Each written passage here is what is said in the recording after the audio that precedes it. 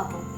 ஜீவாமிர்தம்னா என்னன்னா, இது முக்கியமாக பசுவின் பொருட்கள், வெல்லம், ஏதாவது ஒரு பயிர் வகை மாவு, அந்த நிலத்தோட ஒரு கைப்பிடி மண், இதெல்லாம் சேர்த்து தயாரிக்கப்படுற ஒரு இயற்கை உரம்.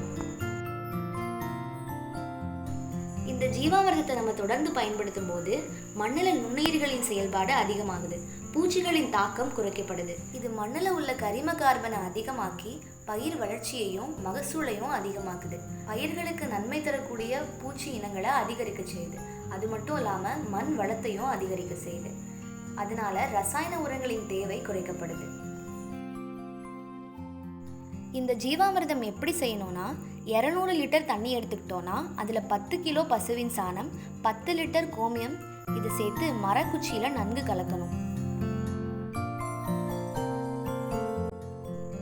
அதுக்கப்புறம் 2 கிலோ வெல்லம்,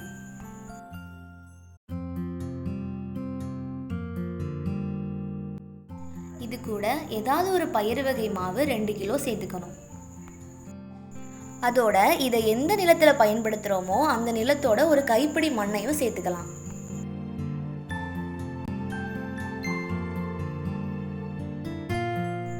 இந்த கைப்பிடி மண் எதுக்கு சேர்க்குறோன்னா, நம்ம 5 முதல் 7 நாட்கள் வைக்கும்போது அதிகமான நுண்ணுயிர் பெருக்கத்துக்காகவும் இந்த நிலத்துக்கு ஏற்ற மாதிரி மாறுறதுக்காகவும் தான்.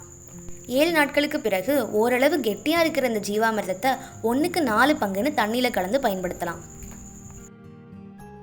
இது நிலத்தில் எப்போ தெளிக்கணும்னா, நிலத்தை உழுவதற்கு முன்பு முதல் தடவையும், விதைச்ச 20வது நாள் 2வது தடவையும், 45வது நாள் 3வது முறையும் தெளிக்கலாம். இது போக விதைக்கிறதுக்கு முன்பு விதைகளை 2 மணி நேரம் ஜீவாமிர்தத்தில் ஊற வச்சு பயன்படுத்தலாம். குறிப்பாக சொட்டு நீர் பாசனத்துக்கு ஜீவாமிர்தத்தை பயன்படுத்தும் போது வடிகட்டி பயன்படுத்தணும்.